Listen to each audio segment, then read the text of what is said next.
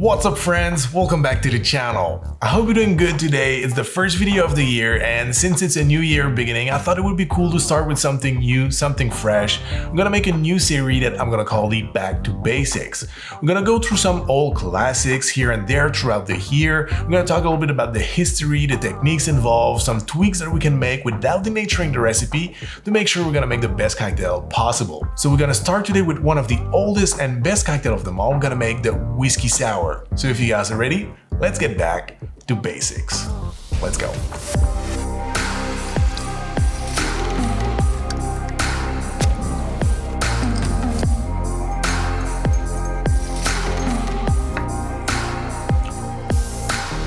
The history of the whiskey sour is a little bit complicated. It's kind of hard to connect the dots because it's all over the place. What we know for sure is before the whiskey sour was invented, the sour category was already there and pretty popular, but most of them were made with gin, rum, or brandy. We had to wait until 1870 for the first print of a whiskey sour in a newspaper, but the recipe back then was completely different than what we know today. It was stirred rather than being shaken, and the ratios were really not the same. And according to most of the people who've ever tried that recipe, it is not really balanced, not really good. Then, just to make it even more complicated, we had to wait about 30 to 40 years before egg whites were used in sours. This addition to the sour became so popular that nowadays it's pretty much what we consider a classic sour. But for the whiskey sour, it's a little bit different. A whiskey sour with egg white has a name, it's called a Boston sour. But really, even that is not really used anymore because the popularity of egg white in whiskey sour became so big that the Boston sour name kind of disappeared, and it's really widely accepted that a normal whiskey sour is what used to be a Boston sour. So I'm curious for you, if you go to a bar and order a whiskey sour and you don't mention you want egg white, or you don't mention you want a Boston sour and receive an egg white cocktail, are you offended? Are you pissed? Let me know in the comments below. Personally, I think it's much better with the egg white, and I just call it a whiskey sour.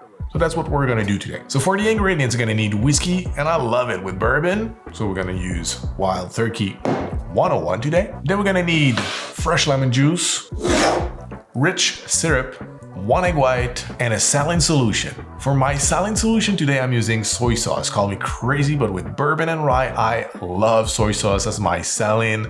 But if you don't want to go that road, you can totally use regular salt and water for your saline. And I recommend a 20% saline solution. So that would be 20 grams of salt for 80 grams of water. Stir until dissolved, place that in a little pipette, and use a couple of drops in each cocktail. That's gonna make the flavors pop. So now, the cocktail. So first, in our cocktail shaker, we're gonna add 2 ounces or 60 mils of bourbon.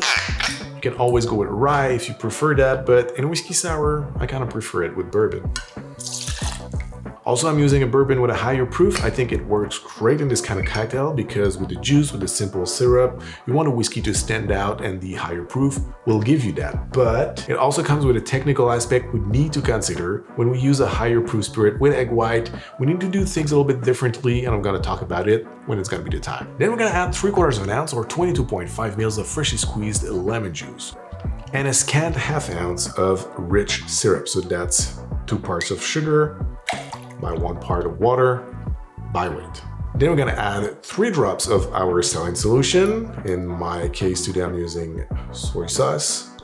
But again, if you prefer regular salt, do a 20% saline solution and add 3 drops. Now it's time for the debate. Should you dry shake it or reverse dry shake it to emulsify your egg white if you're making a Boston sour or an egg white whiskey sour? I always say that if a technique suits you, that's the one that's best for you. If you get a nice frothy texture when you're doing a dry shake, regular dry shake, stick to that. If you're making a reverse dry shake because you prefer that, you're getting better results according to you, well, stick to that as well. This is for me not a debate. Really, it all comes down to your personal preferences, the way you work, and if you're happy with the results, that means that it's good for you. That being said, when using a higher proof spirit, I recommend the reverse dry shake.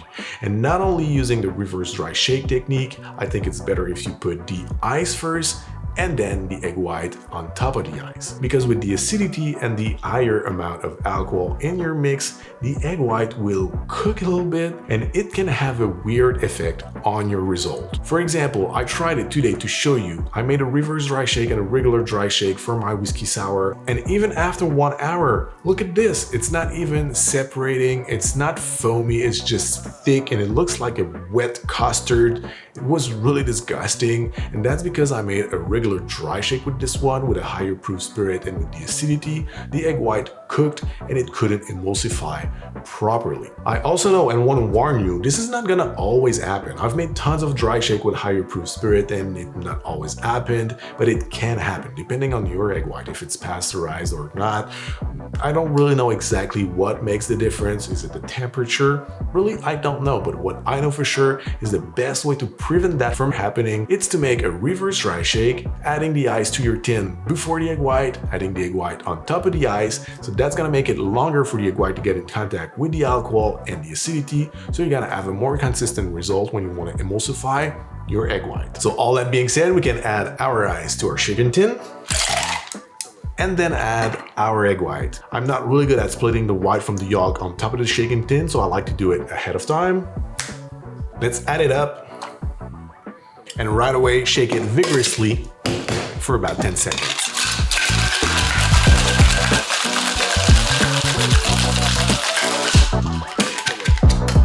I'm gonna strain the cocktail in our small shaken tin, dump the ice, and shake it one more time for about 10 seconds.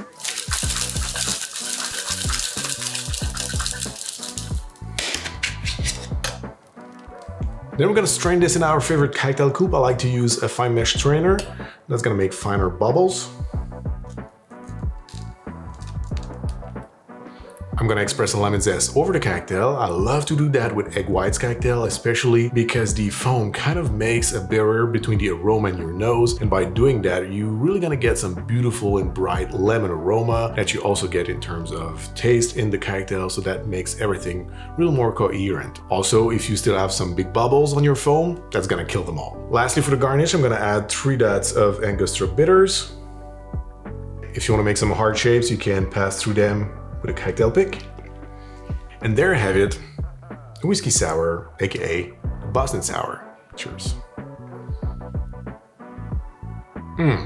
This is such a beautiful and delicious cocktail, but at the same time, it's very straightforward. There's nothing complicated about it. And that's actually what I love about this drink. A lot of times in our modern era, we're trying to complicate things because we want to invent new flavors, but this is a classic for a reason. You get the beautiful notes from the whiskey with a sweet and sour balance and an incredible texture because of the egg white. Really, I love this drink. I think this is the best way to make the whiskey sour. I think it needs that egg white for that extra texture and beautiful mouthfeel, regardless of the name you want to give to the drink. So my friends, this is it for me today. Thank you very much for watching. Don't forget to subscribe before we go. Hit that bell if you want to make sure not to miss the next video. Until then, thank you very much again. Have a great day and see you very soon.